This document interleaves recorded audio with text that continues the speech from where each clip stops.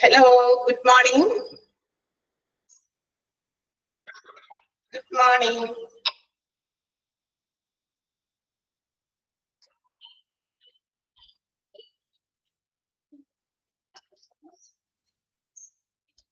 Good morning, ma'am. Good morning, ma'am. Good morning. Good morning, ma'am. Good morning.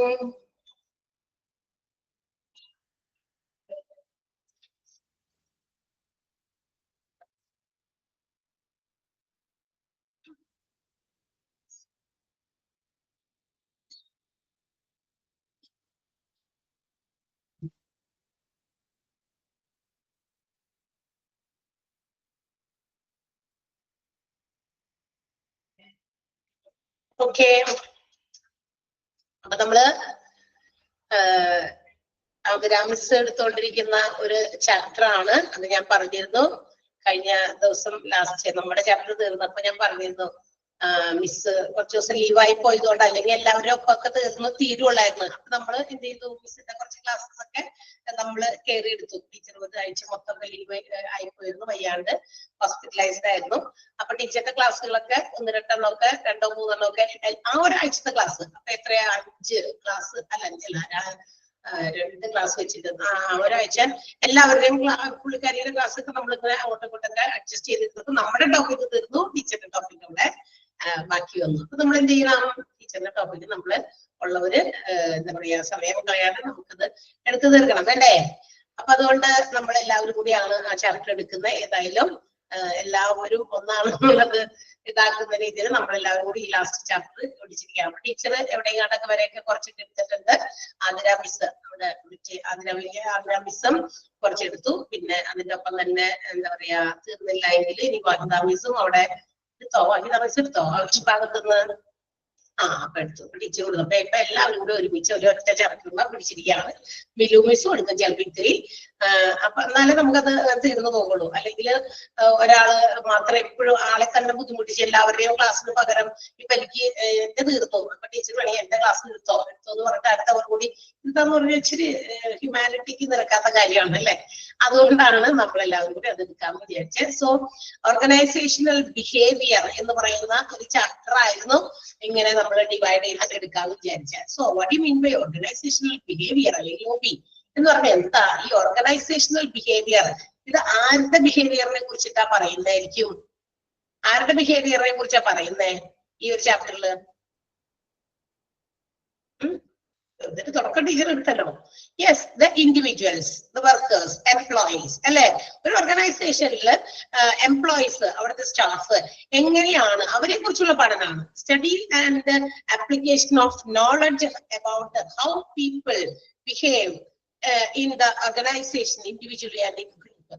ഓരോ business ഓർഗനൈസേഷനിലും അവിടെയുള്ള workers, employees, staff ഒറ്റയ്ക്കും ഗ്രൂപ്പായിട്ടും അവരെങ്ങനെ behave ചെയ്യുന്നു, എന്തൊക്കെയാണ് അവർ ചെയ്യുന്നത്, അവരുടെ പെരുമാറ്റ രീതികൾ എന്തൊക്കെയാണ് എന്നതിനെ കുറിച്ചുള്ള പഠനം, അതിനെ കുറിച്ചുള്ള അറിവ്, അതാണ് ഓർഗനൈസേഷണൽ ബിഹേവിയർ എന്ന് പറയുന്നത്. അപ്പൊ ഇറ്റ്സ് ഓൾ അബൌട്ട് എംപ്ലോയീസ്. എംപ്ലോയീസിനെ കുറിച്ചിട്ടുള്ളതാണ് എന്ന് നിങ്ങൾക്ക് വ്യക്തമായി കാണും. അതാണ് നമ്മൾ ഈ ഒരു ചാപ്റ്റർ ഇൻട്രൊഡക്ഷനിലൊക്കെ മിസ് നിങ്ങൾക്ക് പറഞ്ഞു തന്നിട്ടുണ്ടായിരിക്കും. നമ്മൾ എടുക്കാൻ പോകുന്ന, അല്ലെങ്കിൽ ഞാൻ എടുക്കാൻ പോകുന്ന ഒരു ഭാഗം എന്ന് പറയുന്നത് അപ്രോച്ചസ് ഓഫ് ഓർഗനൈസേഷണൽ ബിഹേവിയർ. അതായത് ഈ ഓർഗനൈസേഷൻ ബിഹേവിയറിനെ സംബന്ധിക്കുന്ന ചില സമീപനങ്ങളാണ്. അതായത് പണ്ട് കാലത്ത് ഓർഗനൈസേഷനിലെ എംപ്ലോയീസിനെ സംബന്ധിച്ച് ഇത്ര വലിയ ആധികാരികമായിട്ടോ അല്ലെങ്കിൽ ഇത്ര വലിയ കാര്യങ്ങളൊന്നും അറിയോ മനസ്സിലാക്കുകയോ പഠിക്കുകയോ ഒന്നും വേണ്ടിയിരുന്നില്ല. അതുകൊണ്ട് തന്നെയാണല്ലോ നമുക്കറിയാം, നമ്മള് എന്താ പറയാ ഹ്യൂമൻ റിസോഴ്സ് മാനേജ്മെന്റ് എന്ന് പറയുന്ന ഒരു കോഴ്സ് തന്നെയുണ്ട് നമ്മൾ ഇവിടെ പ്രൊവൈഡ് ചെയ്യുന്നുണ്ട്, HRM എന്ന് പറയുന്നത്. Why the study of human resource, അല്ലെങ്കിൽ why to manage human resource, എന്തിനാ ഹ്യൂമൻ റിസോഴ്സുകളെ മാനേജ് ചെയ്യുന്നത്?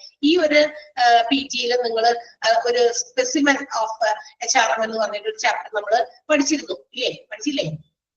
പഠിച്ചാ സ്പെസിമെൻ ഓഫ് HRM ആരെ പഠിപ്പിച്ചേ? ആരാ എടുത്തത്? ഞാനല്ലേ? ദൈവമേ ആണ്. ഓക്കെ, ഞാൻ തന്നെയാണ് എടുത്തത്. ഓക്കെ, അപ്പൊ ഞാനാണ് എടുത്തത്. അപ്പൊ ഈ ഓർഗനൈസേഷനിൽ ഇന്ന് പണ്ട് കാലത്ത് എന്ന് പറഞ്ഞു കഴിഞ്ഞാൽ എംപ്ലോയീസിന് എന്താ പറയാ ഇത്രയധികം എന്താ പറയാ കാര്യങ്ങളെ കുറിച്ചിട്ട് വികാരങ്ങളോ ചിന്തകളോ അല്ലെങ്കിൽ ചിന്തകളുടെ പ്രകടനങ്ങളോ അല്ലെങ്കിൽ ഇത്രയും വേരിയന്റ് ആയിട്ടുള്ള നേച്ചർ സ്വഭാവ രീതികളോ അത്രയധികം ഉണ്ടായിരുന്നില്ല. മനുഷ്യ സഹജമാണ്. കാരണം നമ്മളുടെ സ്വഭാവ രീതികൾ നമ്മൾ പഠിക്കുന്നത് എവിടുന്ന, നമ്മളുടെ വീട്ടിൽ നിന്ന്, നമ്മുടെ പാരന്റ്സിൽ നിന്ന്. കുഞ്ഞായിരിക്കുമ്പോ കൊച്ചുകുട്ടികളായിരുന്നു ഒരു വളർന്ന ഒരു പരിധി വരെ ആകുമ്പോഴേക്കും നമ്മൾ പഠിക്കുന്നത് നമ്മുടെ വീട്ടിലെ നമ്മളുടെ പാരന്റ്സിൽ നിന്ന്, നമ്മളുടെ കൂടെ വസിക്കുന്നവരിൽ നിന്ന്. അത് കഴിഞ്ഞ് ഒരു ഏജൊക്കെ ആയിരിക്കുമ്പോൾ നമ്മൾ സൊസൈറ്റിയിലേക്ക് ഇറങ്ങുമ്പോൾ സൊസൈറ്റിയിൽ നിന്ന് നമ്മൾ കുറെ കാര്യങ്ങളൊക്കെ പഠിക്കുന്നു. അതിൽ ചിലതൊക്കെ നമ്മളുടെ ബിഹേവിയറൽ പാറ്റേണിലേക്ക് വരുന്നു അല്ലെ. സ്കൂളുകളിലും കോളേജിലൊക്കെ പഠിക്കുമ്പോൾ അവിടെ കൂട്ടുകാരോടൊത്ത് ചേർന്ന് അങ്ങനെ അവിടെ നിന്ന് പഠിക്കുന്നു അല്ലെ. പിന്നെ കുറെ സ്വഭാവ രീതികൾ നമുക്ക് ഇൻഹെറിറ്റൻസ് ആയിട്ട് അല്ലെ, ഒരു എന്താ പറയാ ഒരു ട്രഡീഷണൽ ആയിട്ടുള്ള ഒരു പാരമ്പര്യമായിട്ടുള്ള രീതിയിൽ നമുക്ക് ആരുടെയെങ്കിലും ഒക്കെ അച്ഛന്റെ സ്വഭാവമാണ്, അമ്മയുടെ സ്വഭാവമാണ്, അല്ലെങ്കിൽ മാമന്റെ സ്വഭാവമാണ്, ഇങ്ങനെയൊക്കെ ആളുകൾ പറയുന്നത് നമ്മൾ കേട്ടിട്ടുണ്ട്. സോ ഈ രീതിയിലൊക്കെ നമുക്ക് പല സോഴ്സിൽ നിന്ന് നമ്മുടെ സ്വഭാവ രൂപീകരണത്തിന് ഒരുപാട് കാര്യങ്ങളുണ്ട്. അപ്പൊ ഇങ്ങനെ വ്യത്യസ്തങ്ങളായിട്ടുള്ള ഓരോ സ്വഭാവ രീതികളും ആർജിച്ച് മനുഷ്യന്മാരൊക്കെ ഇത്തരം ഓർഗനൈസേഷനിൽ നമ്മൾ ജോലി ചെയ്യുമ്പോൾ how we behave in the organisation, എങ്ങനെയാണ് നമ്മൾ ഓർഗനൈസേഷനിൽ ബിഹേവ് ചെയ്യുന്നത്, അത് നമ്മൾ ഇൻഡിവിജ്വൽ ആയിട്ട്, ഞാൻ എന്റെ വ്യക്തിപരമായിട്ടുള്ള എന്റെ ബിഹേവിയറും എന്റെ ഗ്രൂപ്പിനോടൊപ്പം എന്ന് വെച്ചാൽ എന്റെ ഒപ്പം ജോലി ചെയ്യുന്ന ടീച്ചേഴ്സ് ഉണ്ട്, അല്ലെങ്കിൽ മറ്റു ടെക്നിക്കൽ സ്റ്റാഫ് ഉണ്ട്, അല്ലെങ്കിൽ മറ്റുള്ളവരുണ്ട്, അവരോടൊക്കെ ഞാൻ എങ്ങനെ ബിഹേവ് ചെയ്യുന്നു, അവരുമായിട്ട് ഞാൻ ഇങ്ങനെ ലിങ്ക് ചെയ്ത് പോകുന്നു, കണക്ട് ചെയ്ത് പോകുന്നു, കാര്യങ്ങളൊക്കെ ഇതിനെ കുറിച്ചിട്ടുള്ള പഠനം, അതിനെ കുറിച്ചുള്ള അറിവ്, ഇതാണ് ഓർഗനൈസേഷൻ ബിഹേവിയർ എന്ന് പറയുമ്പോൾ. അപ്പൊ പണ്ട് കാലത്തുണ്ടതിനേക്കാള് കുറച്ചും കൂടി നല്ല രീതിയിൽ മനുഷ്യന്മാരുടെ ഈ സ്വഭാവ രീതിയെ കുറിച്ച് പഠിക്കേണ്ടത് വളരെ നെസസറി ആണെന്ന് തോന്നിയിട്ടായിരിക്കണം ഈ പറയുന്ന ഹ്യൂമൻ റിസോഴ്സ് മാനേജ്മെന്റ് പോലെയുള്ള കോഴ്സ് തന്നെ 6 months കോഴ്സോ അല്ലെങ്കിൽ 1 year കോഴ്സോ ഡിപ്ലോമയോ PG ഒക്കെ ആയിട്ട് വന്നിരിക്കുന്നത്. സൗണ്ട് ഓഫ് ചെയ്തിട്ട് സൗണ്ട് തന്നെ. Okay, yes. അപ്പൊ അങ്ങനെയൊക്കെ വന്നത്. അപ്പൊ അതുകൊണ്ട് നമുക്ക് എന്താ പറയാ ഹ്യൂമൻ റിസോഴ്സ് എന്ന് പറയുന്നതിനെ കുറിച്ച് പഠിക്കേണ്ടത് വളരെ അത്യാവശ്യമാണെന്ന് മനസ്സിലാക്കി. അപ്പൊ ഹ്യൂമൻ ബിഹേവിയറിനെ കുറിച്ച് പഠിക്കേണ്ടതും അത്യാവശ്യമാണെന്ന് മനസ്സിലാക്കി. അതുകൊണ്ട് ഒരു മോഡേൺ അപ്രോച്ച്, അതായത് ആധുനികപരമായിട്ടുള്ള സമീപനം ഈ ഹ്യൂമൻ റിസോഴ്സുകളെ കുറിച്ച് അല്ലെങ്കിൽ ഓർഗനൈസേഷൻ ബിഹേവിയറിനെ കുറിച്ച് വേണം എന്ന് മനസ്സിലാക്കിയിട്ട് കുറെ എന്താ പറയാ കുറച്ച് ഈ മോഡേൺ ആയിട്ടുള്ള അപ്രോച്ചസ് കൊണ്ടുവന്നിട്ടുണ്ട് ബൈ ഡിഫറെന്റ് പീപ്പിൾ. അപ്പൊ നമുക്ക് അതെന്താണെന്ന് നോക്കാം. Modern approach to organisation behaviour എന്ന് പറയുന്നത് it is the search for truth of why people behave like this in the organisation, അല്ലെങ്കിൽ why how they deal with the complex process, അല്ലെങ്കിൽ how they behave like this in vulnerable position. അതായത് എങ്ങനെയാണ് ഈ ഓർഗനൈസേഷനിലെ മനുഷ്യന്മാർ അവരവരുടെ കാര്യങ്ങൾ ചെയ്യുന്നത്, ബിഹേവ് ചെയ്യുന്നത്, അവരുടെ വികാരങ്ങളെയൊക്കെ, വൾനറബിൾ എന്ന് പറഞ്ഞാൽ വികാരങ്ങളെ എന്താ പറയാ സങ്കടപ്പെടുത്തുന്ന രീതിയിൽ അല്ലെങ്കിൽ വ്രണപ്പെടുത്തുന്ന രീതിയിൽ അവരെങ്ങനെയാണ് ഒരു ഓർഗനൈസേഷനിൽ ബിഹേവ് ചെയ്യുന്നത്, അല്ലെങ്കിൽ ഒരുപാട് കോംപ്ലക്സ് ആയിട്ടുള്ള ഡിഫിക്കൽട്ട് ആയിട്ടുള്ള പ്രോസസ്സുകളിൽ അവരെങ്ങനെ അവർ പെരുമാറുന്നു, ഇതൊക്കെ എങ്ങനെ ഇവർ കൈകാര്യം ചെയ്യുന്നു എന്നതിനെ കുറിച്ചുള്ള ഒരു സത്യാന്വേഷണം. അതാണ് എന്തെന്ന് വിളിക്കാം modern approach to organisation behaviour എന്ന് പറയുന്നത്. അതായത് ഇപ്പോ നിലവിലുള്ള രീതി അനുസരിച്ച് നമുക്കറിയാം പേഴ്സണൽ മാനേജ്മെന്റ്, തൊഴിൽ ചെയ്യുന്ന ആളുകൾ തൊഴിലിനോടുമായിട്ട് ആ തൊഴിൽ ചെയ്യുന്ന ആളുകൾ അവർ ഉപയോഗിക്കുന്ന മെഷീൻസ്, മെഷീനറീസ്, എക്യുപ്മെന്റ്സ് എന്ന രീതിയിലുള്ള മാനേജ്മെന്റ് ആയിരുന്നു പണ്ട്. അതൊരു ഓൾഡ് കോൺസെപ്റ്റ് ആണ് പേഴ്സണൽ മാനേജ്മെന്റ് എന്ന് പറയുന്നത്. അതിൽ നിന്നും എന്താ പറയാ രൂപീകൃതമായ ഏറ്റവും ലേറ്റസ്റ്റ് കോൺസെപ്റ്റ് ആയിട്ടുള്ള ഹ്യൂമൻ റിസോഴ്സ് മാനേജ്മെന്റിലേക്ക് എത്തുമ്പോൾ ഹ്യൂമൻ റിസോഴ്സുകൾ ഏത് രീതിയിൽ ബിഹേവ് ചെയ്യുന്നു എന്നുള്ളത് പഠിക്കേണ്ടത് അത്യാവശ്യമായിട്ട് തോന്നി. കാരണം അതിന് പ്രധാനപ്പെട്ട കാരണം ഇതാണ്. അതെന്താണെന്ന് അറിയാമോ? ഈ ഓർഗനൈസേഷനെ മാനേജ് ചെയ്യുക എന്നുള്ളതാണ്. അതായത് ഒരു ഓർഗനൈസേഷനിലെ മൊത്തത്തിൽ മാനേജ് ചെയ്യുമ്പോൾ അവിടെയുള്ള എംപ്ലോയീസിനെ മാനേജ് ചെയ്യേണ്ടത് വളരെ അത്യാവശ്യമാണ്. കാരണം ഓർഗനൈസേഷൻ ഉണ്ടാകുന്നത് എങ്ങനെയാണ്? ഒരു ഓർഗനൈസേഷൻ എന്ന് പറയുമ്പോൾ it includes science plus people, science technology plus people അല്ലെ. ശാസ്ത്രീയപരമായിട്ടുള്ള കാര്യങ്ങൾ നടക്കുന്നുണ്ട് ഓർഗനൈസേഷനിൽ. ആ ശാസ്ത്രീയപരമായിട്ടുള്ള കാര്യങ്ങളെ സംബന്ധിക്കുന്ന ഒരുപാട് മെഷീൻസ് അതുപോലെ ടെക്നോളജീസ് ഓർഗനൈസേഷൻ ഉപയോഗിക്കുന്നുണ്ട്. ഇതിന്റെ ഒപ്പം തന്നെ they would like to include people, മനുഷ്യന്മാരെയും കൂടി ഉൾപ്പെടുത്തുമ്പോഴാണ് ഒരു ഓർഗനൈസേഷൻ എന്ന് പറയുന്നത് കംപ്ലീറ്റ് ആകുന്നുള്ളൂ. അല്ലാണ്ട് ഓർഗനൈസേഷൻ എന്ന് പറയുന്നത് ബിസിനസ് ഓർഗനൈസേഷൻ എന്ന് പറയുന്നത് പീപ്പിളിനെ ഒഴിവാക്കിയിട്ട്, സയൻസ് ഒഴിവാക്കിയിട്ട്, ടെക്നോളജീസ് ഒഴിവാക്കിയിട്ട്, ഇത് ഏതെങ്കിലും ഒരെണ്ണമൊക്കെ ഒഴിവാക്കിയിട്ട് we cannot carry on continue അല്ലെ, നമുക്ക് ബിസിനസ് നല്ല രീതിയിൽ മുന്നോട്ട് ഓപ്പറേറ്റ് ചെയ്ത് കൊണ്ടുപോകാൻ പറ്റില്ല. അപ്പൊ ഇതെല്ലാം കൂടി ഒരു മിക്സറാണ്, ഇതിന്റെയൊക്കെ സയൻസിന്റെയും ടെക്നോളജിയുടെയും പീപ്പിളിന്റെയും ഒരു മിക്സർ അല്ലെങ്കിൽ ഒരു കോമ്പിനേഷൻ ആണ് ഒരു ഓർഗനൈസേഷന്റെ രൂപം എന്ന് പറയുന്നത്. അങ്ങനെ വരുമ്പോ നമുക്കൊരു കാര്യം വ്യക്തമാണ്, സയൻസും ടെക്നോളജിയും ഒക്കെ നമ്മൾക്ക് എന്ത് ചെയ്യാം, നമുക്ക് പ്രെഡിക്റ്റ് ചെയ്യാൻ പറ്റുന്നതാണ്, നമ്മുടെ കൈപ്പിടിയിൽ ഒതുക്കുന്നതാണ്. എന്ന് വെച്ചാൽ എന്താ, ശാസ്ത്രത്തിനനുസരിച്ച് നമ്മൾ പല കാര്യങ്ങളും ഓർഗനൈസേഷനിൽ വെൻ വി ആർ ഡിസൈഡിങ് എന്തെങ്കിലും തീരുമാനങ്ങൾ എടുക്കുമ്പോൾ വി വിൽ ഓപ്റ്റ് സയൻസ്, ശാസ്ത്രീയപരമായിട്ട് അതിന്റെ വശം നോക്കും, നമ്മള് സാങ്കേതികപരമായിട്ടുള്ള വശം നോക്കും. ഇല്ലേ, ഒന്ന് ആലോചിച്ച് നോക്കിയേ, ഇല്ലേ? ഒരു ബിസിനസ് നടക്കുന്ന എന്റർപ്രണർ അവരുടെ ബിസിനസ്സിന് വേണ്ടിയിട്ടുള്ള പല കാര്യങ്ങളും ഡിസിഷൻസ് എടുക്കുമ്പോൾ അല്ലെങ്കിൽ മറ്റുള്ളവരുമായി ഡിസ്കസ് ചെയ്യുമ്പോൾ they will include science and technology and also people, മനുഷ്യരെയും ഉൾപ്പെടുത്തും. അവർ അതിന്റെ ശാസ്ത്രീയമായ വശം നോക്കും, പ്രാക്ടിക്കൽ ആക്കാൻ പറ്റുമോ അല്ലെ, അതിന് എന്ത് ടെക്നോളജി നമുക്ക് ഉപയോഗിക്കാം, ഇങ്ങനെയുള്ള ചിന്തകളൊക്കെ അവരുടെ മനസ്സിൽ വരുമോ? നിങ്ങൾ ആലോചിച്ച് നോക്കുക, വരുമോ ഇല്ലയോ? യെസ്, വരും, തീർച്ചയായിട്ടും. അപ്പൊ ശാസ്ത്രത്തിനും അവിടെ സാധ്യതയുണ്ട്, അല്ലെങ്കിൽ അതിന് ശാസ്ത്രീയമായ വശം നമ്മൾ ശ്രദ്ധിക്കേണ്ടി വരും. സാങ്കേതികപരം ഇന്ന ഓർഗനൈസേഷനിൽ ഇങ്ങനെ ഒരു പുതിയ ടെക്നോളജി നമ്മൾ കൊണ്ടുവരണം, ആ കൊണ്ടുവരുന്നത് ശാസ്ത്രീയപരമായിട്ട് അതിന് പറ്റുന്നതാണോ, അല്ലെങ്കിൽ നമുക്കത് അഡോപ്റ്റ് ചെയ്യാൻ പറ്റുന്ന ഒരു ടെക്നിക്കാണോ എന്നുള്ളത് ചിന്തിക്കണം.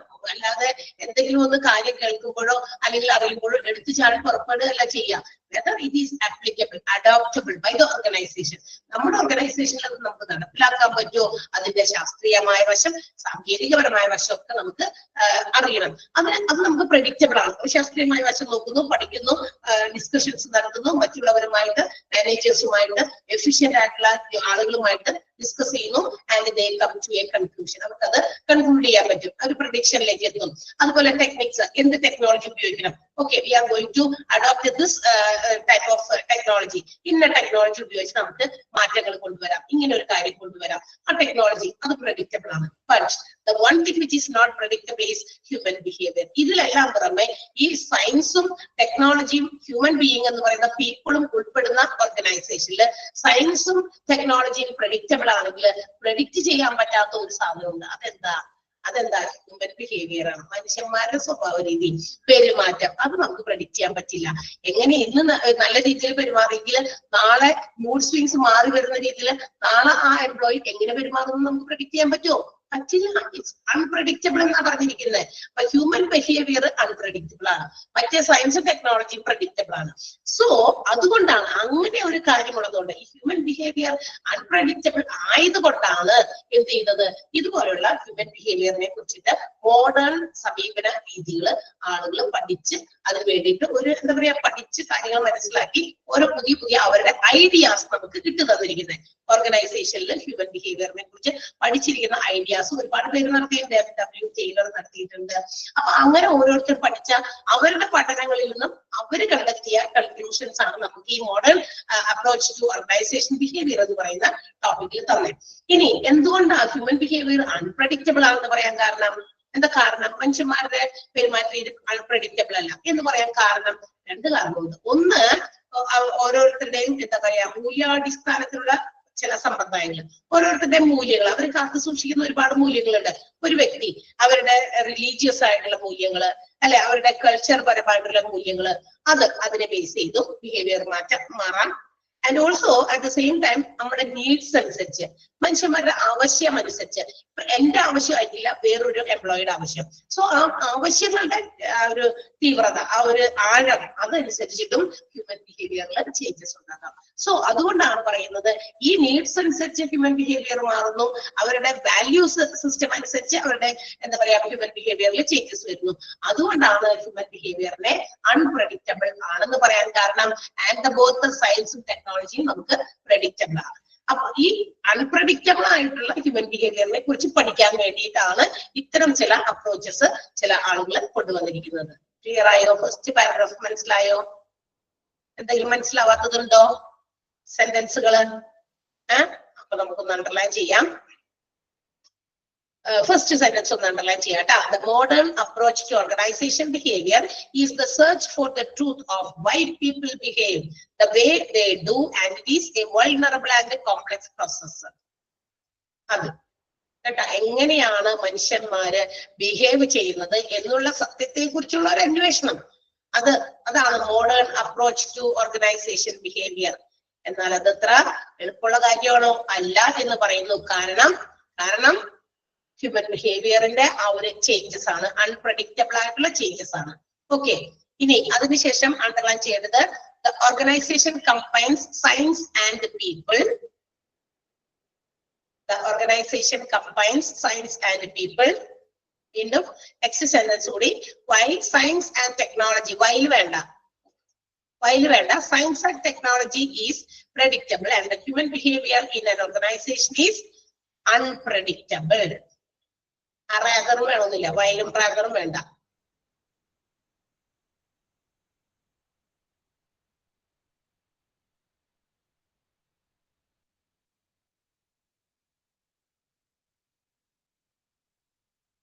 Clear? Okay. So first അതിന്റെ ഒരു അപ്രോച്ച് കൊടുത്തിരിക്കുന്നത് സയന്റിഫിക് മാനേജ്മെന്റ് അപ്രോച്ച് ആണ്. സയന്റിഫിക് മാനേജ്മെന്റ് അപ്രോച്ച് എന്നാണ് അതിന്റെ പേര്. സയൻസ് മാനേജ്മെന്റ് അല്ല, സയന്റിഫിക് മാനേജ്മെന്റ് അപ്രോച്ച്. ഇവിടെ പോയിന്റിലാണ് സയൻസ് എഴുതിയിട്ടുള്ളൂ, പാരഗ്രാഫിൽ സയന്റിഫിക് എന്ന് തന്നെ എഴുതിയിട്ടുണ്ട് കേട്ടോ. Scientific management approach. അപ്പൊ ശാസ്ത്രീയമായിട്ടുള്ള ഒരു മാനേജ്മെന്റ് സമീപന രീതി എന്തിനു വേണ്ടിയിട്ട്?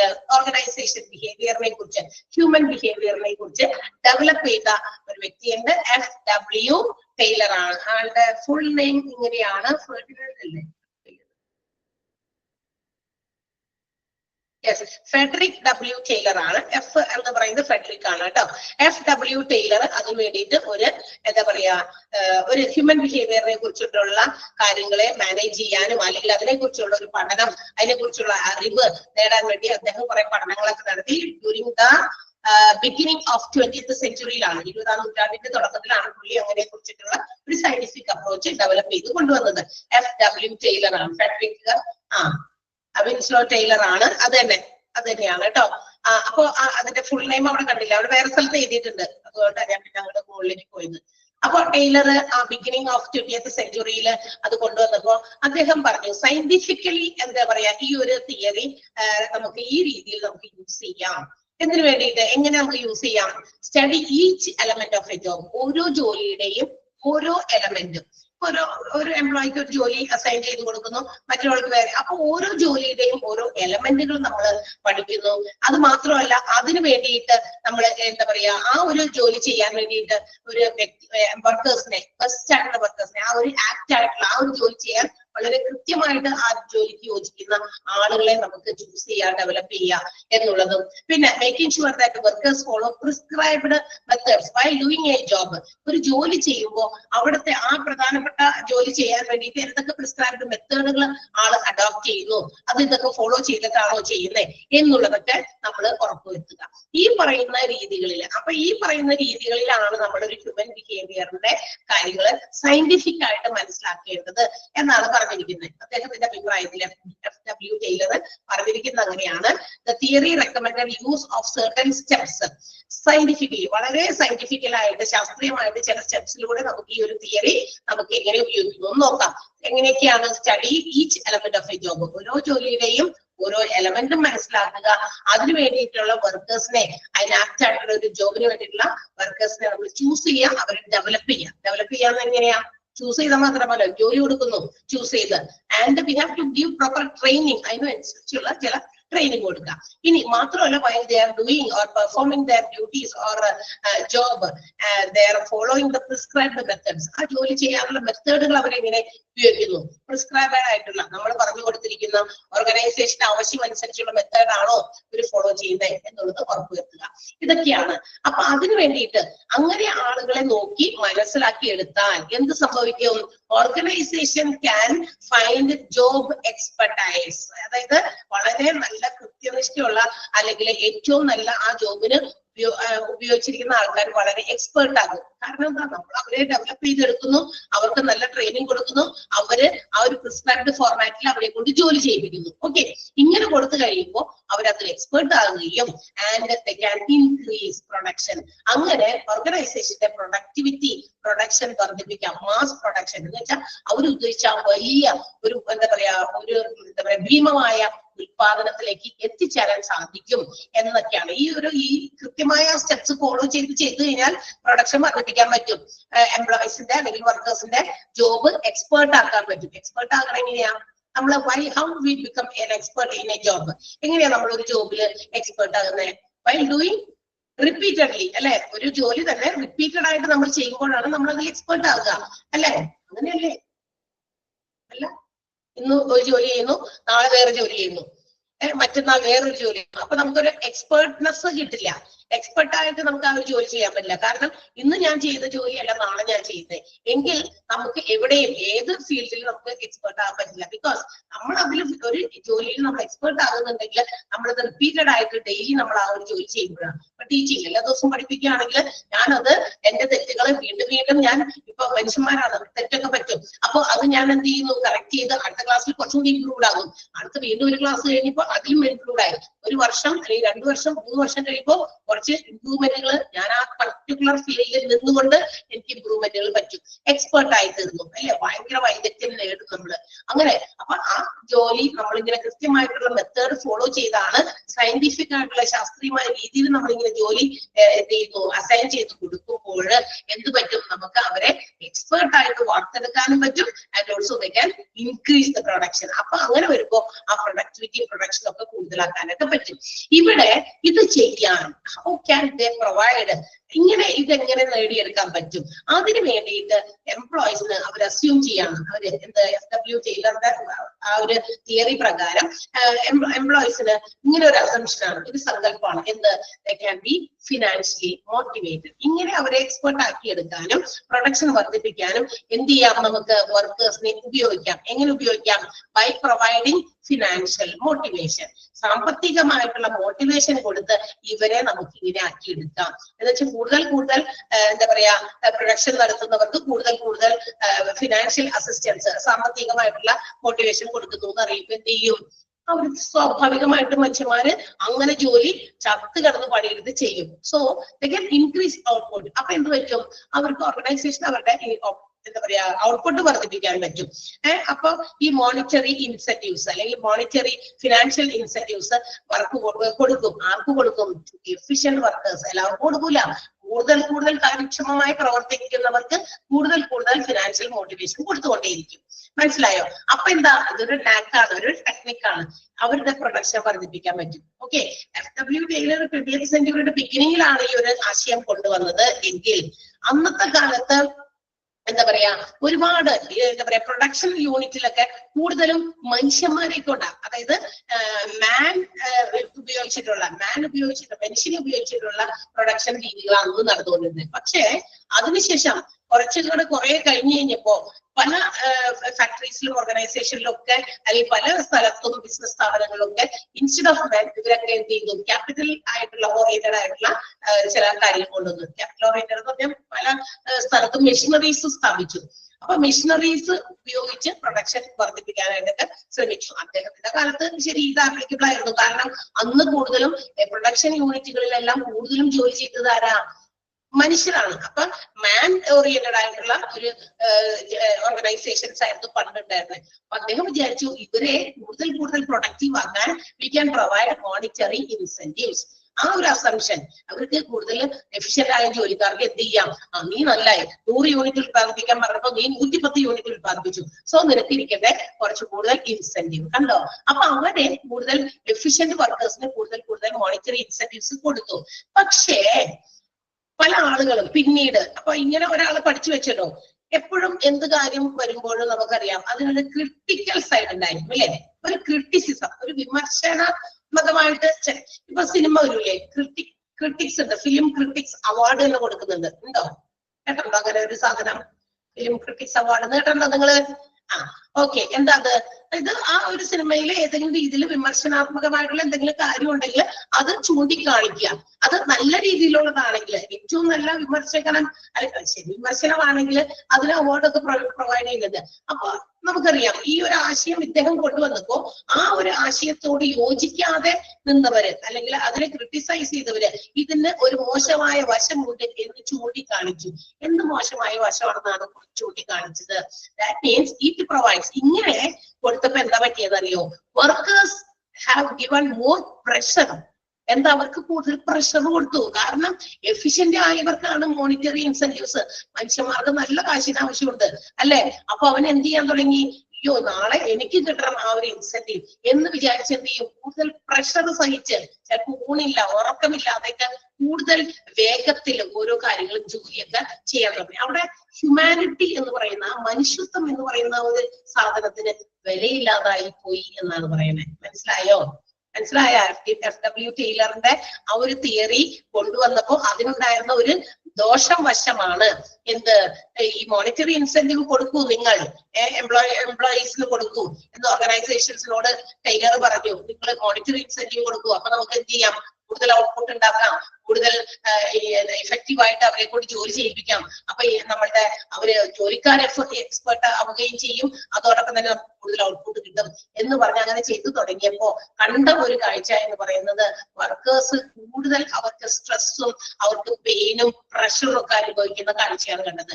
അപ്പൊ അവർക്ക് എന്ത് പറ്റി? അവർ ജോലി കൂടുതൽ. അപ്പൊ അങ്ങനെ ഈ ഒരു മെത്തേഡ് അത്രയധികം എന്താ പറയാ നല്ല രീതിയിലുള്ള ഒരു മെത്തേഡ് അല്ല. Because it is against humanity. കാരണം മനുഷ്യന്മാരെ ജോലി ചെയ്യിപ്പിക്കുക എന്നുള്ളത് മാത്രമായിരുന്നു അവരുടെ ലക്ഷ്യം, ജോലി ചെയ്യിപ്പിച്ചുകൊണ്ടിരിക്കുക.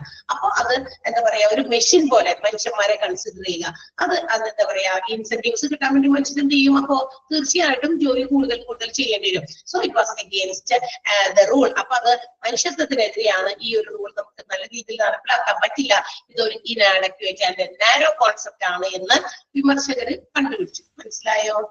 ഒന്നാമത്തെ scientific approach by FW Taylor. Clear ആണോ? Any doubt? Yes, okay. So ഒന്ന് അണ്ടർലൈൻ ചെയ്യാം നമുക്ക്. സയന്റിഫിക് എന്നൊന്ന് ആക്കിയേക്കണേ. സയൻസ് മാനേജ്മെന്റ് അപ്രോച്ച് അല്ല, സയന്റിഫിക് അപ്രോച്ച് ആണ്. അതിലെ ഫസ്റ്റ് സെന്റൻസ് ഒന്ന് അണ്ടർലൈൻ ചെയ്യാം. The scientific approach was developed by FW Taylor at the beginning of 20th century എന്നുള്ളത് അണ്ടർലൈൻ ചെയ്യാം.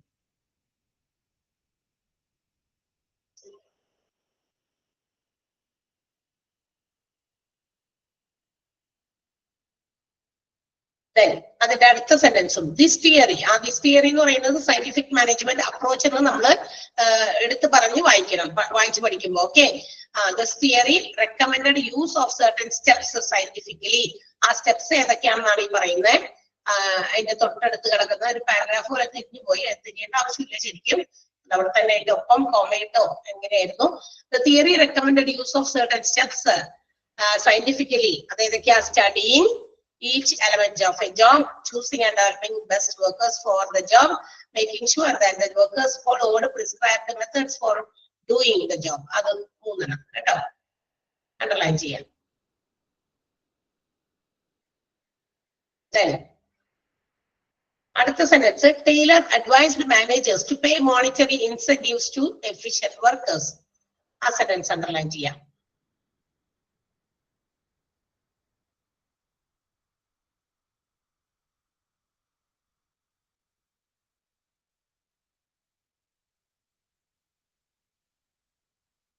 Okay.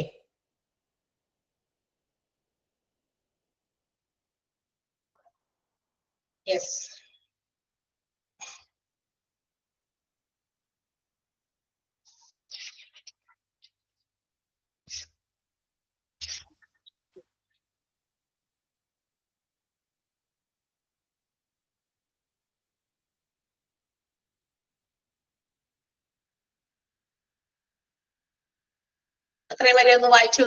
Scientific management inadequate and narrow എന്ന് പറയുന്നത് വരെ ഒന്ന് വായിച്ചു നോക്കുക.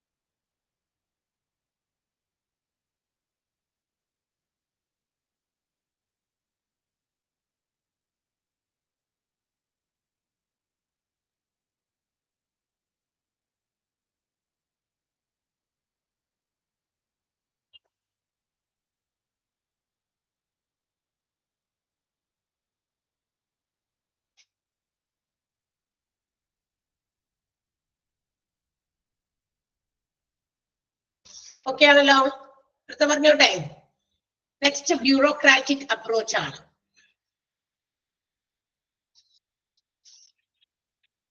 വായിച്ചു കഴിഞ്ഞാ?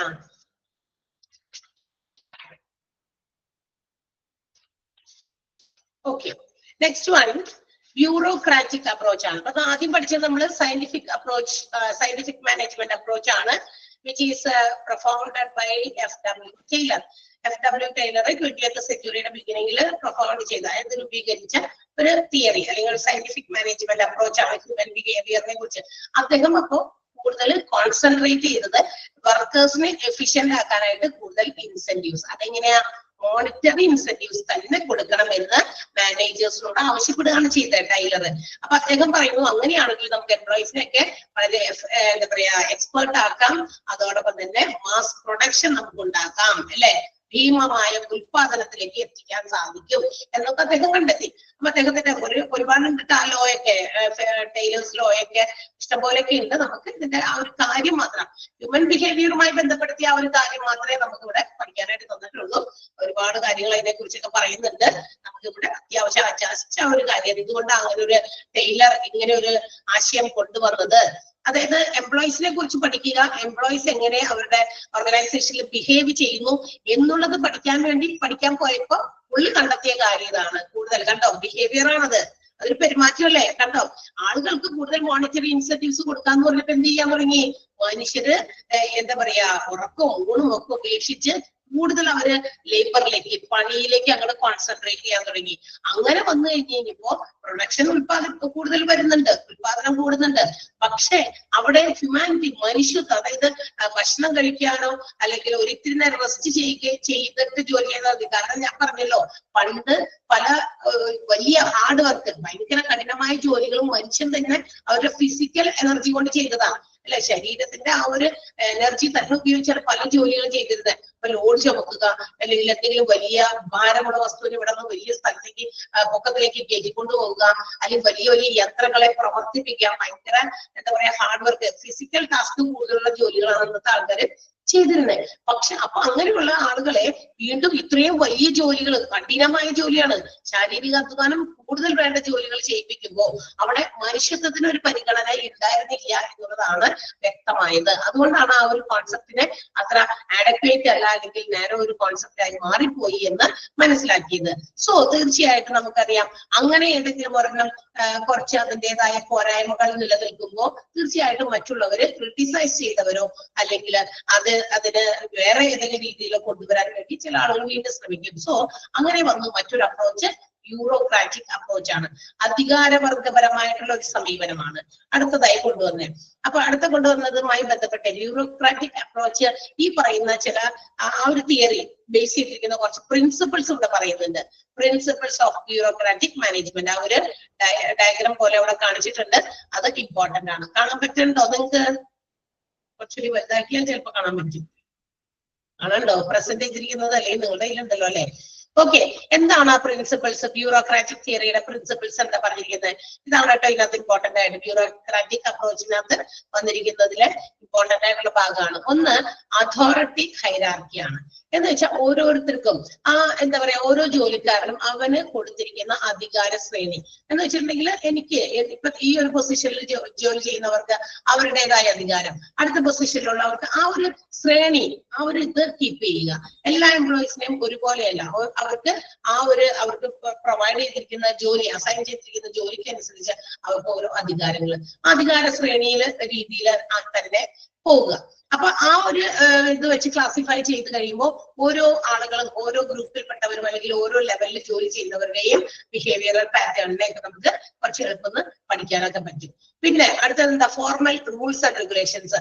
ഓർഗനൈസേഷനിൽ ഏത് ബിസിനസ് സ്ഥാപനമായാലും അവിടെ ജോലി ചെയ്യുമ്പോൾ അവിടെ പാലിക്കേണ്ടതായ ചില നിയമങ്ങൾ, രീതികൾ, റൂൾസ് ആൻഡ് റെഗുലേഷൻസ്, അത് ആധികാരികമായി ഫോളോ ചെയ്യാൻ വേണ്ടിയിട്ട് എല്ലാവർക്കും ഒരുപോലെ മനസ്സിലായി, ഈച്ച് ആൻഡ് എവറി എംപ്ലോയീസ്. അപ്പൊ അത് അവരെങ്ങനെ പാലിക്കുന്നു, അതിൽ അവരുടെ ബിഹേവിയർ എങ്ങനെ, കണ്ടോ, അതൊക്കെ മനസ്സിലാക്കാൻ എളുപ്പമായിരിക്കും. പിന്നെ അടുത്തത് ഡിവിഷൻ ഓഫ് ലേബർ ആണ്. എന്ന് വെച്ചാൽ കൊടുക്കുന്ന ജോലി അത് ഡിവൈഡ് ചെയ്ത് എല്ലാവരും ഒരാളിൽ തന്നെ എന്താ പറയാ ഫോഴ്സ് ചെയ്ത് ചെയ്യിപ്പിക്കാതെ ആ കൊടുത്തിരിക്കുന്ന ജോലിയെ ഡിവൈഡ് ചെയ്ത് അവരുടെ ജോലി ഭാരം കുറയ്ക്കുന്ന രീതിയിൽ അത് ഡിവൈഡ് ചെയ്ത് കൊടുക്കുന്നതുമായി ബന്ധപ്പെട്ടിട്ട് അങ്ങനെ അതും അപ്പൊ ആ ഒരു അധികാരം ഉപയോഗിച്ച് അത് ചെയ്ത് എങ്ങനെയൊക്കെയാണോ ജോലി നമുക്ക് അസൈൻ ചെയ്ത് കൊടുക്കാൻ പറ്റുന്നത്, ഡിവൈഡ് ചെയ്ത് കൊടുക്കേണ്ടത് ഡിവൈഡ് ചെയ്ത് കൊടുക്കുക, അങ്ങനെയുള്ള കാര്യങ്ങൾ. പിന്നെ എന്താണ് കരിയർ ഓറിയന്റേഷൻ ആണ്, നമ്മുടെ ജോബ് ഓറിയന്റേഷൻ ആണ്. എന്ന് വെച്ചാൽ നമുക്ക് ഒരു സ്ഥാപനത്തിൽ ജോലി കിട്ടി കഴിയുമ്പോൾ അതിനോട് നമ്മൾ എത്രത്തോളം ഓറിയന്റഡ് ആണ്, നമ്മൾ എത്രത്തോളം അഡ്ജസ്റ്റ് ചെയ്തു അറേഞ്ച് ചെയ്ത് നമ്മൾക്ക് കിട്ടിയിരിക്കുന്ന ജോലിയുമായിട്ട് നമ്മൾ എങ്ങനെ ഡീൽ ചെയ്യുന്നു എന്നുള്ള കാര്യങ്ങൾ, അതിന്റെ ഒരു കാര്യങ്ങൾ, ആ പാറ്റേൺ അത് മനസ്സിലാക്കാൻ. പിന്നെ അടുത്തത് ഇംപേഴ്സണാലിറ്റി ആണ്. ഇംപേഴ്സണാലിറ്റി എന്താ, ആരോടും വ്യക്തിപരമായിട്ടൊരു പേഴ്സണൽ റിലേഷൻഷിപ്പ് അല്ലെങ്കിൽ പേഴ്സണൽ ഒരു അടുപ്പമില്ല, എല്ലാവരെയും ഒരുപോലെ കാണുക, ഈക്വൽ ആൻഡ് ഫെയർ ആണ്. ഒരു പേഴ്സണൽ ആയിട്ടുള്ള ഏതെങ്കിലും ആളുകളോട് അറ്റാച്ച്മെന്റ് ഉണ്ടാകുക.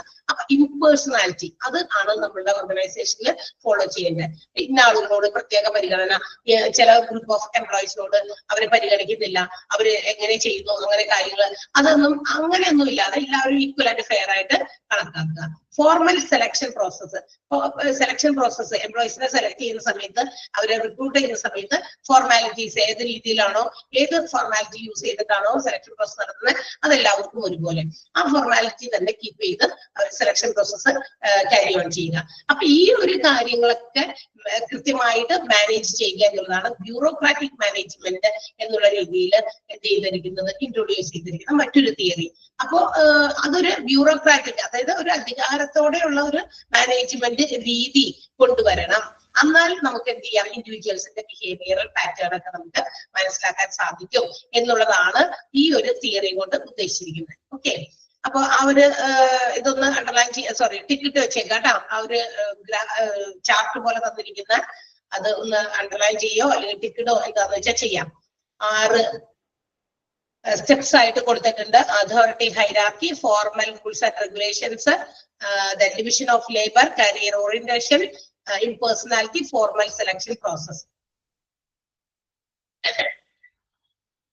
ഈ സയന്റിഫിക് ഒന്നാമത്തെ ടൈലർ കൊണ്ടുവന്ന സയന്റിഫിക് മാനേജ്മെന്റ് അപ്രോച്ചിൽ നമ്മൾ പറഞ്ഞത് അവിടെ അവർ കൂടുതലും ഫോക്കസ് ചെയ്തത് വർക്കേഴ്സ് അവരുടെ ജോലി, അവരുടെ ടാസ്ക്, അവരുമായിട്ടുള്ള ഇന്ററാക്ഷൻ, അത് മാത്രമാണ് എടുത്തു പറഞ്ഞ കാര്യം. എന്ന് വെച്ചാൽ അതിനെ കുറിച്ച് ആ ഓർഗനൈസേഷന്റെ ഏറ്റവും കാര്യങ്ങൾ നടക്കുന്നത്, ഓർഗനൈസേഷന്റെ ഡെവലപ്മെന്റ് പ്രൊഡക്ഷൻ ഒക്കെ ബേസ് ചെയ്തിരിക്കുന്നത് വർക്കേഴ്സിലാണ്. വർക്കേഴ്സ് കൂടുതൽ എഫിഷ്യന്റ് ആയിട്ട് ജോലി ചെയ്താൽ പ്രൊഡക്ഷൻ വർദ്ധിപ്പിക്കാം, അതിന് അവർക്ക് കൂടുതൽ ഇൻസെന്റീവ്സ് കൊടുക്കാം എന്നുള്ളത് ആയിരുന്നു ഫോക്കസ് ചെയ്തിരുന്നത് സയന്റിഫിക് മാനേജ്മെന്റിൽ. ഓക്കെ, അപ്പൊ ഈ കൂടുതൽ അവരുടെ ഉദ്ദേശത്തിൽ നിന്ന് കുറച്ചുകൂടി വ്യത്യസ്തമായിട്ട് ഈച്ച് ആൻഡ് എവറി വർക്കേഴ്സിനെ to make them more efficient, അവരെ കൂടുതലായിട്ട് എഫിഷ്യന്റ് ആക്കുക, അല്ലെങ്കിൽ അവരെ എന്താ പറയാ അവരുടെ ഓർഗനൈസേഷന്റെ ഒരു കാര്യങ്ങൾ നിലനിർത്തുക എന്നതിനേക്കാൾ ഉപരി ഓവറോൾ സ്ട്രക്ചർ ഓഫ് ദ ഓർഗനൈസേഷനിൽ കൂടുതൽ കോൺസെൻട്രേറ്റ് ചെയ്യണം. That means including workers and managers. വർക്കേഴ്സും മാനേജേഴ്സും ഏതൊരു അധികാര ശ്രേണിയിൽപ്പെട്ടവരായിക്കോട്ടെ എല്ലാവരും ഒപ്പം നിന്ന് പ്രവർത്തിക്കുക എന്നുള്ളതാണ് ഒരു ഓർഗനൈസേഷന്റെ പ്രൊഡക്ഷൻ വർദ്ധിപ്പിക്കാനും മറ്റേതെങ്കിലും തരത്തിലുള്ള ഡെവലപ്മെന്റിനും ഏറ്റവും ഇമ്പോർട്ടന്റ് ആയിട്ടുള്ളത് എന്നാണ് ബ്യൂറോക്രാറ്റിക് മാനേജ്മെന്റിൽ പറയുന്നത്. ആ ഒരു സമീപനം അങ്ങനെയാണ്. മറ്റവരെന്താ പറഞ്ഞേ, കൂടുതൽ ആരെ എഫിഷ്യന്റ് ആക്കാൻ, വർക്കേഴ്സിനെ മാത്രം, കണ്ടോ, വർക്കേഴ്സിനെയാണ് കൂടുതൽ കോൺസെൻട്രേറ്റ് ചെയ്തത് ആ ഒരു അപ്രോച്ച്. അതുകൊണ്ടാണ് അത് അത്രയും കൂടി നാരോ ആയി പോയത്, അല്ലെങ്കിൽ ഇനാഡക്വേറ്റ് ആയി പോയത്. അതേസമയം ഈ ഒരു അപ്രോച്ചില്, ഈ ഒരു മാനേജ്മെന്റ് അപ്രോച്ചില് കൊണ്ടുവന്നിരിക്കുന്ന ഐഡിയ എന്ന് പറയുന്നത് ഓവറോൾ ഇഫക്റ്റീവ് ഓവറോൾ ഓർഗനൈസേഷൻ സ്ട്രക്ചറിലാണ് മാറ്റം വരുത്തേണ്ടത്. Which includes the workers and management. മാനേജേഴ്സും വർക്കേഴ്സും ഉൾപ്പെടുന്ന നമ്മുടെ ഓർഗനൈസേഷന്റെ ഓവറോൾ സ്ട്രക്ചറിൽ എന്താക്കണം, കൂടുതൽ ഇഫക്റ്റീവ് ആക്കണം. അല്ലാതെ instead of each worker more efficient, ഓരോ ജോലിക്കാരനെയും എഫിഷ്യന്റ് ആക്കുക മാത്രമല്ല ചെയ്യേണ്ടത് എന്നാണ് ഈ ഒരു സിസ്റ്റത്തിൽ പറയുന്നത്, ഈ ഒരു തിയറിയിൽ. ക്ലിയർ ആയോ? ആ ഒരു കുഞ്ഞു പാരഗ്രാഫ് മനസ്സിലായോ? നോക്കിയേ, ഒന്ന് വായിച്ചു നോക്കാം. ആ ചാർട്ടിന്റെ ആ പ്രിൻസിപ്പിൾസിന്റെ താഴെയുള്ള ആ ഒരു കുഞ്ഞു പാരഗ്രാഫാണ് പറഞ്ഞിരിക്കുന്നത്.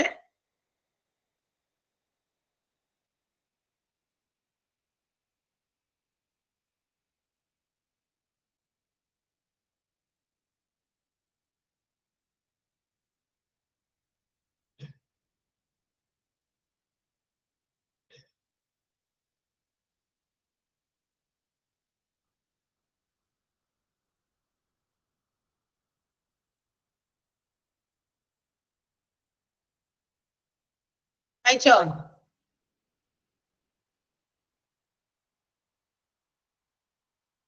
ഓക്കെ, ഞാൻ പറയുന്ന സെന്റൻസിന്റെ ആ ഭാഗം ഒന്ന് അണ്ടർലൈൻ ചെയ്യാട്ടാ. ഞാൻ പറയുന്ന ഭാഗം മാത്രം അണ്ടർലൈൻ ചെയ്താൽ മതി. Instead of trying to make each worker more efficient. Instead of trying to make each worker more efficient, classical organization theory. That's a theory.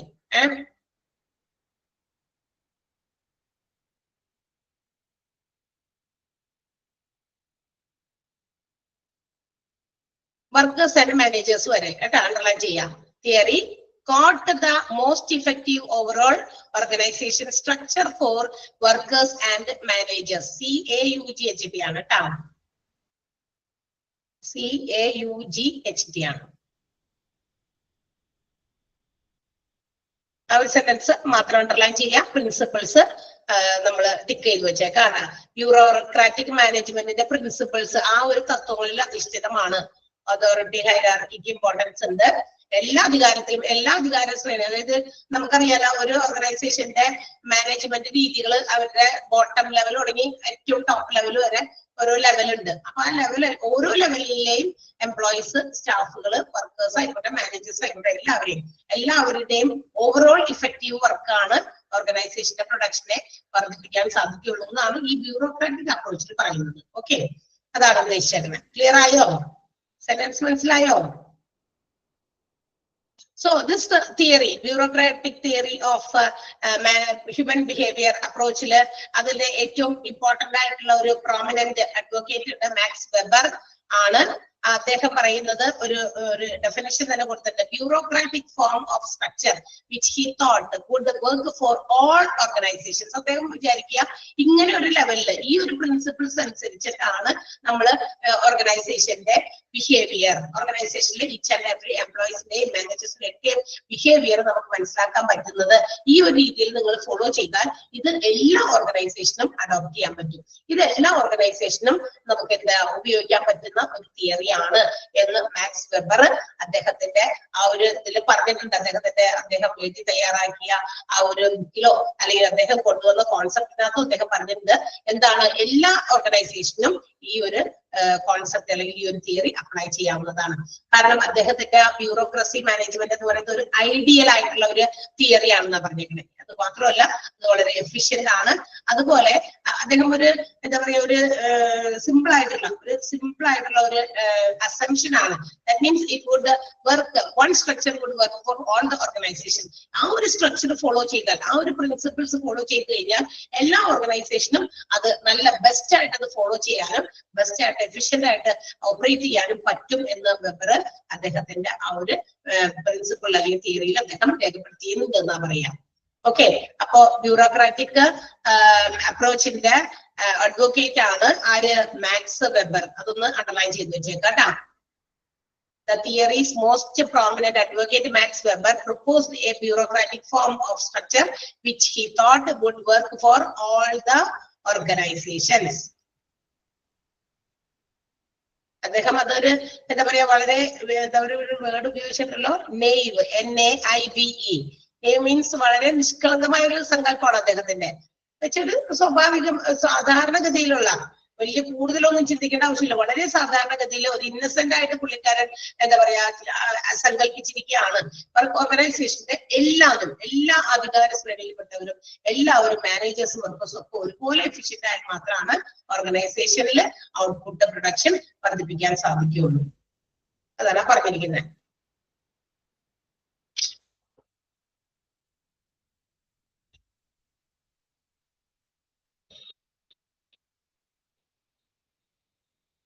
Okay, അപ്പോ ഇതിനു മുമ്പ് ഹെൻറി ഫോർഡ്, ഹെൻറി ഫയൽ, പിന്നെ ഫ്രെഡറിക് W. ടൈലർ, ഇവരൊക്കെ നമ്മളുടെ ഈ പറയുന്ന human ബിഹേവിയറിനെ കുറിച്ചിട്ട് അവർ manage ചെയ്യാൻ വേണ്ടിയിട്ട് ഒരുപാട് കാര്യങ്ങളൊക്കെ പഠിച്ചിട്ടുണ്ട്. പക്ഷെ ഇവര് എന്താ പറയാ ബിഹേവിയറൽ സൈഡ് ഓഫ് മാനേജ്മെന്റ് അവർക്ക് മനസ്സിലായി. എന്താ പറയാ ഈ മാനേജ്മെന്റുമായിട്ട് ബന്ധപ്പെട്ടുള്ള സൈഡ് മാത്രമേ അവർ ഉദ്ദേശിച്ചിട്ടുള്ളൂ. മനുഷ്യന്മാരുടെ ബിഹേവിയറൽ പാറ്റേണിനെ മാനേജ് ചെയ്യുന്നത് എങ്ങനെ എന്നതിനെ കുറിച്ച് മാത്രമേ അവര് കൂടുതൽ കാര്യങ്ങൾ കോൺസെൻട്രേറ്റ് ചെയ്ത് പഠിച്ചുള്ളൂ. പക്ഷേ ഹ്യൂമൻ ബിഹേവിയറിനെ സംബന്ധിക്കുന്ന മറ്റ് ചില ഡയമെൻഷൻസും ഹ്യൂമൻസിനുണ്ട്. അല്ലെ? They forgot about it. അവർ അതിനെ കുറിച്ച് കാര്യങ്ങളൊന്നും മനസ്സിലാക്കിയിട്ടില്ല, പഠിച്ചിട്ടില്ല. They did not give emphasise for human dimensions. മനുഷ്യന്റെ മറ്റു കാര്യങ്ങൾക്ക് ഡയമെൻഷൻ എന്ന് പറഞ്ഞാൽ എന്താ? ഇത് ഡയമെൻഷൻ എന്ന് പറഞ്ഞാൽ പല മറ്റു കാര്യങ്ങളുണ്ട്, അളക്കാൻ പറ്റുന്ന മറ്റു പല കാര്യങ്ങളും മനുഷ്യരിലുണ്ട്.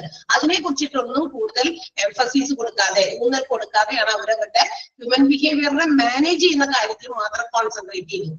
മനസ്സിലായോ? മനുഷ്യന്മാരുടെ പെരുമാറ്റ രീതിയെ നമുക്ക് എങ്ങനെ മാനേജ് ചെയ്യാം എന്ന് ഒരുപാട് പേര്, ഹെൻറി ഫോർഡും ഹെൻറി ഫയറും അതുപോലെ തന്നെ ഫ്രെഡറിക് ഡബ്ല്യു ടൈലറും ഒക്കെ കോൺസെൻട്രേറ്റ് ചെയ്യുന്നത് അവരുടെ ബിഹേവിയറിനെ മാനേജ് ചെയ്യുന്ന കാര്യത്തിലാണെങ്കിൽ, മനുഷ്യന്മാർക്ക് മറ്റു പലതരത്തിലുള്ള ക്വാളിറ്റീസ്, ഡയമെൻഷൻസ് ഉണ്ട് എന്നുള്ളത് മനസ്സിലാക്കാതെയാണ് അവർ പഠനങ്ങൾ നടത്തിയത്.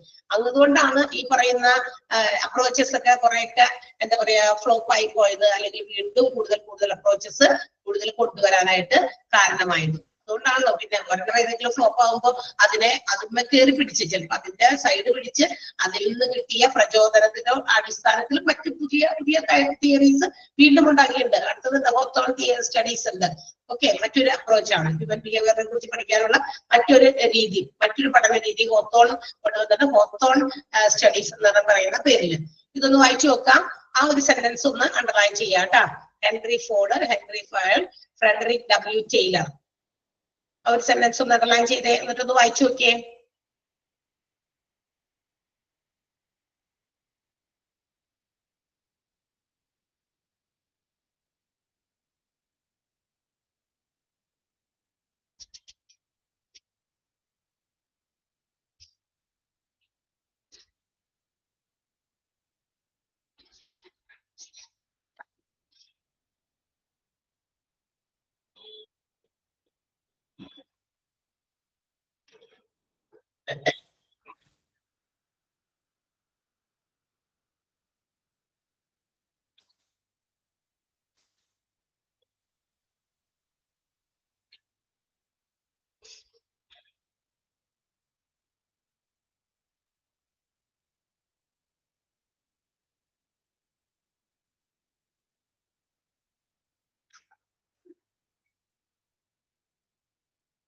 കഴിഞ്ഞോ?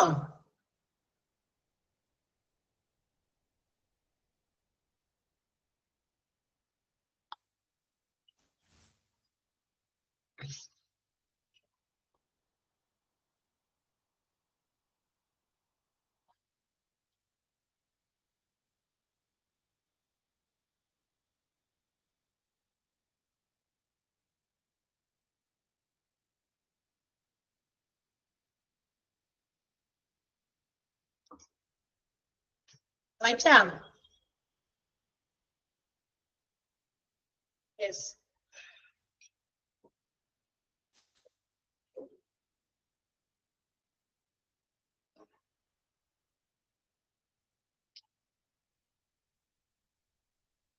യെസ്. അപ്പോ ഈ രണ്ട് പഠനങ്ങള് അപ്പോ എന്ത് ചെയ്തു?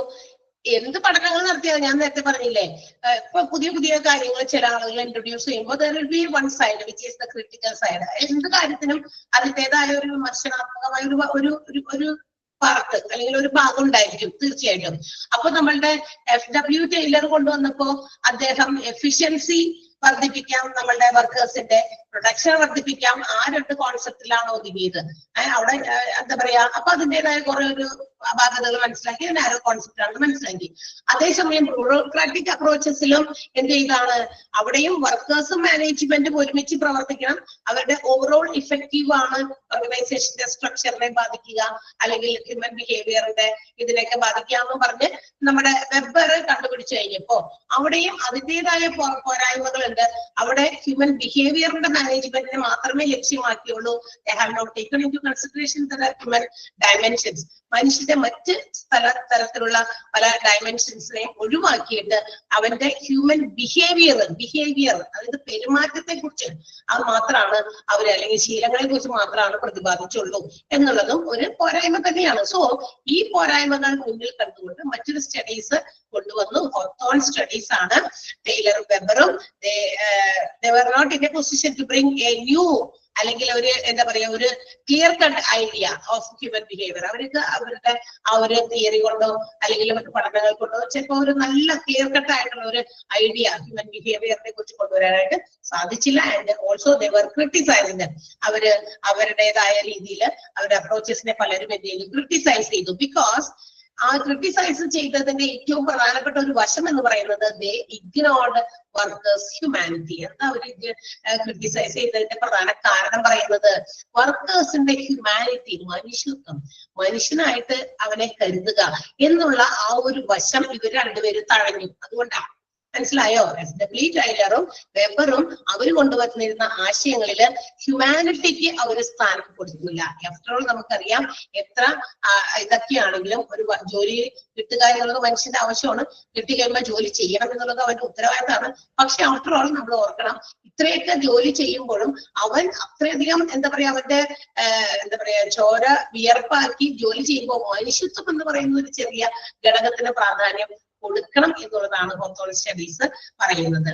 അപ്പോ ഈ എന്താ പറയാ ഓർഗനൈസേഷൻ ബിഹേവിയർ ഹോത്തോൺ എക്സ്പെരിമെന്റുകളൊക്കെ നടത്തി അദ്ദേഹത്തിന്റെ കണ്ടെത്തിയതില് ഹ്യൂമൻ റിലേഷൻസിന് അതിന്റെ പുതിയ അദ്ദേഹം കണ്ടെത്തിയ കുറെ കാര്യങ്ങളൊക്കെ ഫൈൻഡിങ്സ് ഒക്കെ ഒരു പേരിട്ട് വിളിച്ചു. ഹ്യൂമൻ റിലേഷൻസ് എന്നാണ് അതിന്റെ പേര്. 1924 ഗ്രൂപ്പ് ഓഫ് പ്രൊഫസേഴ്സ്, കുറച്ച് പേരുകളൊക്കെ ആൾക്കാരുണ്ടായിരുന്നു അവരുടെ കൂടെ. എൽറ്റോൺ മായോ, അവര് ഹ്യൂമൻ ആസ്പെക്ട്സ് ഓഫ് വർക്ക്, മനുഷ്യന്മാരുടെ ജോലി, അവൻ ജോലി ചെയ്യുന്ന വർക്കിംഗ് കണ്ടീഷൻസ് അല്ലെ, ഇതിനൊക്കെ കൂടുതൽ പ്രാധാന്യം കൊടുത്ത് അതിനെ കുറിച്ച് പഠിച്ചു.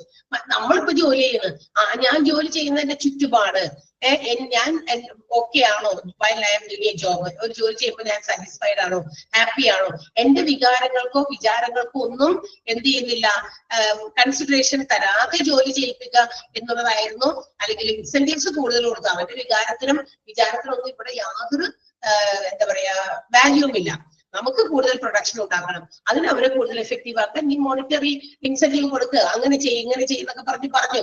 പക്ഷേ അവിടെ വികാരങ്ങൾക്കോ സങ്കടങ്ങൾക്കോ മറ്റു കാര്യങ്ങൾക്കോ ഒന്നും സ്ഥാനമില്ല എന്നുള്ളതായിരുന്നു ആ രണ്ട് തിയറീസിന്റെയും എന്താ പറയാ ഒരു എന്താ പറയാ നെഗറ്റീവ് ആയിട്ടുള്ള ഒരു ഭാഗം എന്ന്.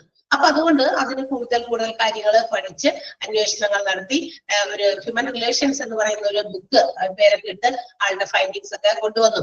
അതിൽ ഒരു ഗ്രൂപ്പ് ഓഫ് പ്രൊഫസേഴ്സ് ഒക്കെ കൂടി ചേർന്നിട്ടാണ് എൽറ്റൺ മായോ 1924 അവർ ഹ്യൂമൻ ആസ്പെക്ട്സിനെ കുറിച്ച് പഠിച്ചപ്പോ ഹ്യൂമൻസ് ചെയ്യുന്ന ജോലി ചെയ്യുന്നത് മാത്രമല്ല ആ ജോലി ചെയ്യാൻ എത്രത്തോളം ആപ്റ്റ് ആയിട്ടുള്ള അഡക്വേറ്റ് ആയിട്ടുള്ള വർക്കിംഗ് കണ്ടീഷൻസ് ആണ് അവർക്ക് കിട്ടുന്നത് എന്നതിനെ കുറിച്ചൊക്കെ കൂടുതൽ കാര്യങ്ങൾ വിശദമായി പഠിച്ചു എന്നാ പറയുന്നത്. Hawthorne plant of western electric company Chicago അവിടെ നടത്തിയ പഠനങ്ങള് ഈ പറയുന്ന സ്ഥലത്ത് തന്നെയാണ്, അതൊരു ഓർഗനൈസേഷൻ ആണ്. ആ പ്ലാന്റില് നടത്തിയ ചിക്കാഗോയിൽ നടത്തിയ അന്വേഷണങ്ങള് കണ്ടെത്തലുകള് എല്ലാം ഒരു ബുക്കിൽ എഴുതി വെച്ചു.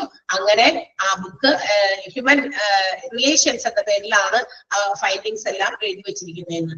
അപ്പൊ എന്താ പറയാ അവര് കൺക്ലൂഡ് ചെയ്ത അവരതിൽ നിന്ന് കണ്ടെത്തിയ ഒരു കൺക്ലൂഷൻ, അവരുടെ പഠനങ്ങളിൽ നിന്ന് കിട്ടിയ conclusion relevant to understand human behaviour and work.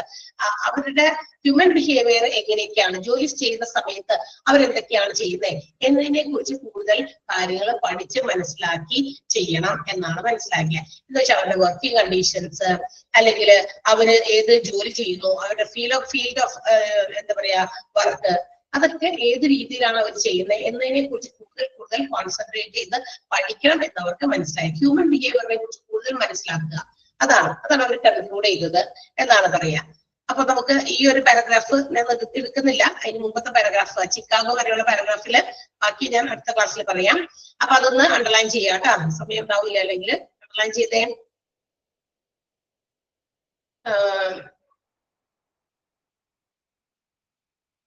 അതില് നമുക്ക് ആ ഒരു പാരഗ്രാഫ് ഫുള്ള് അണ്ടർലൈൻ ചെയ്യണം. കാരണം എന്താന്ന് പറയട്ടെ, ആ സെന്റൻസിനെ നമുക്ക് കറക്റ്റ് ചെയ്ത് അതിനകത്തുനിന്ന് ക്വസ്റ്റ്യൻസ് വരാൻ സാധ്യതയുണ്ട്. Real beginning of applied research in the area of organisational behaviour started with Hawthorne experiments. Human ബിഹേവിയറിനെ കുറിച്ച് ശരിയായ രീതിയിലുള്ള പഠനങ്ങൾ കൊണ്ടുവന്നത് നമ്മളുടെ നേരത്തെ പറഞ്ഞ ടൈലറും വെബറും അല്ല, അതിന് ശരിയായ രീതിയിലുള്ളൊരു മാനദണ്ഡമൊക്കെ കൊടുത്ത് പഠനങ്ങൾ നടത്തിയത് ഹോത്തോൺ എക്സ്പെരിമെന്റ്സ് തന്നെയാണെന്നാണ് പറയുന്നത്.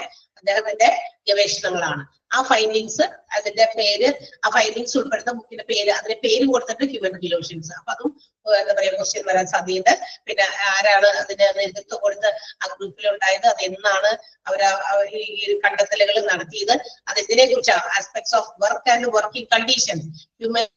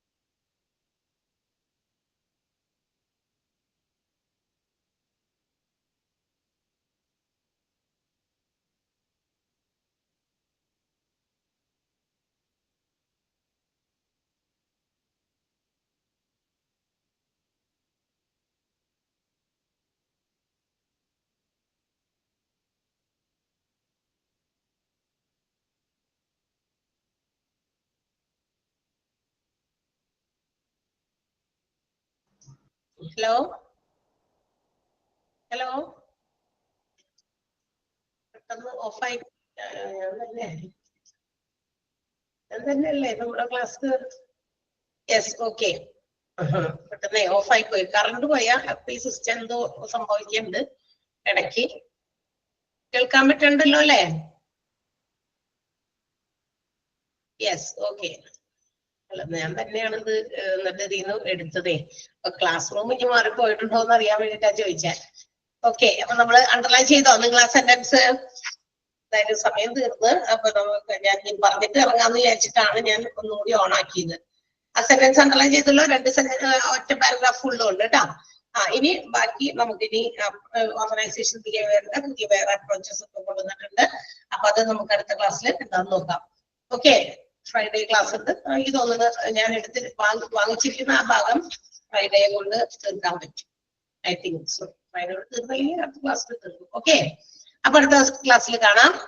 സോ വായിച്ചൊക്കെ നോക്കി അടയാളപ്പെടുത്തിയത് ഞാൻ കുറച്ച് എടുത്തുള്ളൂ, കാരണം അത് ഇച്ചിരി അങ്ങനത്തെ ഒരു ടോപ്പിക് ആയതുകൊണ്ട് ഞാൻ കുറച്ച് എടുത്തിട്ടുള്ളൂ. അപ്പൊ അടുത്ത ക്ലാസ്സിൽ ബാക്കിയും കൂടി എടുക്കാം. So see you. അടുത്ത ദിവസം കാണാം, ഫ്രൈഡേ കാണാം. Thank you. Thank you, ma'am. Thank you, ma'am.